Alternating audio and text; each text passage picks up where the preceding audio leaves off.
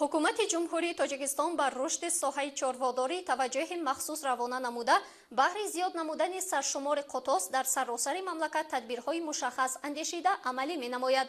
Дар асоси қарори ҳукумати ҷумҳурии тоҷикистон дар бораи барномаи маҷмуавии рушди соҳаи чорводорӣ дар ҷумҳурии тоҷикистон барои солҳои 2018-2022 имсол дар тамоми шаклҳои хоҷагидории вилояти мухтори кӯҳистони Бадахшон саршумори қутус ба зиёда аз 25 000 сар расонда шуд ки ин рақам нисбат ба чанд соли охир зиёд мебошад.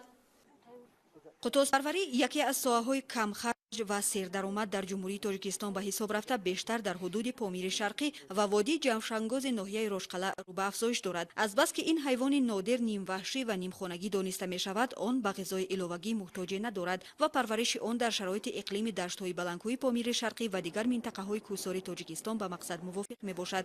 Гарчанд дар солҳои 90-уми асри гузашта саршумори ин ҳайвони нодир ҳамагӣ 7000 сарро ташкил медод, ҳоло дар худи вилояти мухтори кӯҳистони Бадахшон дар тамоми шаклҳои хоҷагидории вилоят саршумори қутус ба зиёда аз 25 000 сар оварда шудааст.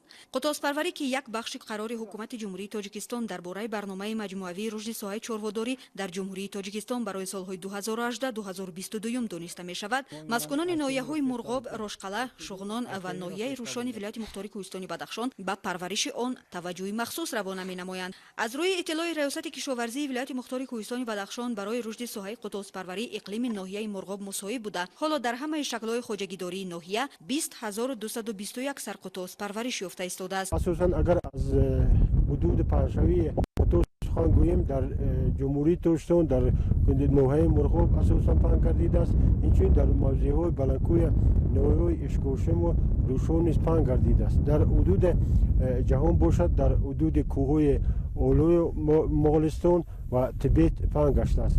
хусусияти асосии қутуз аз он иборат аст ки вай аз чарогоҳҳои баландкӯҳи алпӣ ва субалпӣ ки дар он ҷо миқдори растаниҳо хеле кам ҳастанд, хеле хуб истифода менамояд.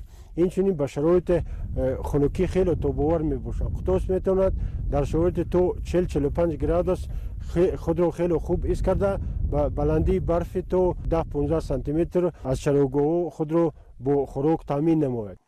Чарогоҳҳои баландкӯҳи ноҳияи Мурғоб дар 600 000 гектар доман густурданд ки қисмати зиёди онҳо дорои иқлими хунуку хушк мебошанд. қутуз ки ба хунукиҳо тобовар буда то баландиҳои 4500 метр аз сатҳи бар сукунат карда метавонад, дар ин маконҳо зиёд парвариш мешавад. сокинони ноҳияи баландкӯҳи Мурғоб имконият доранд соласол шумораи қутузпарвариро дар ноҳия зиёдтар намоянд, аммо фурӯхтани маҳсулотро ба бозори марказӣ ҳамчун як мушкилот маънидод менамоянд, зеро ноҳияи Мурғоб аз маркази вилоят шаҳри Хуруғ дар масофаи 311 километр дур қарор дошта, имконияти рафтуомади пайвастаро надоранд. дар ҳудуди ноҳияи Мурғоб ки зиёда аз 600 000 гектар заминҳои чарогоҳ мавҷуд ҳастанд, фақат ягона ҷонваре ки метавонад аз ин чарогоҳ истифода барад, ин қутуз мебошад.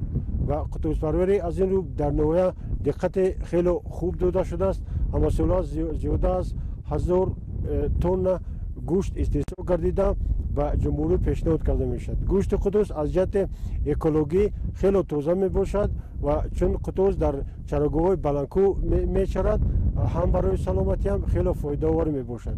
водии ҷавшангози ноҳияи Рошқала низ нисбати дигар манотиқи Тоҷикистон иқлими фарқкунанда дошта, дар баробари ноҳияи Мурғоб дорои даштҳои баландкӯҳ мебошад ки қисман дар фасли зимистон бо барф пӯшида мешаванд ки он барои парвариши қутуз шароити мусоид фароҳам месозад. ҳоло дар ноҳияи Рошқала дар ҳамаи шаклҳои хоҷагидорӣ 1900 сар қутуз парвариш меёбад ки ба ин васила бошандагони ҷамоатҳои деҳоти дурдасти ноҳия зиндагии оилавии худро пеш мебаранд. дар баъзе хоҷагиҳои ноҳияи Рошқала ва Мурғоб аз қутуз бидуни гӯшт маҳсулоти шириро низ истеҳсол менамоянд. қутузҳои мода дар як шабонарӯз метавонанд то 2-3 литр шир диҳанд ки равғаннокиаш низ нисбати шири модаговҳо 2-3 баробар зиёд мебошад. одатан чорводорон маҳсулоти шириро коркард намуда барои истеҳсоли худӣ истифода мебаранд. дар баъзе мавридҳо равған истеҳсол намуда дар ҳаҷми кам ба фурӯш мебароранд. бештари хоҷагиҳои қутузпарварӣ бошад ба мақсади солим ва хушсифат парвариш намудани гӯсолаҳо қутузҳои моддаро зиёдтар парвариш گزارش میکنند. این است که گوساله‌های 1.5 ساله پرورش یافته خوجگی‌های قطوس پروری در حدود ناحیه‌های ولایت در خود تا 150 کیلوگرم وزن دارند. گوشت قطوس را ما در شهر خرد می‌فروشیم. در اصل قطوس پروری سالهای اخیر در حدود ولایت مختار کوهستانی بدخشان رو به ترقی نهاده. نه تنها محصولات این ساحه چارواداری در بازارهای قلمروی ولایت و جمهوری به فروش برآورده می شود، بلکه همچون واسطه اساسی برای رشد سیاحی، اکولوژی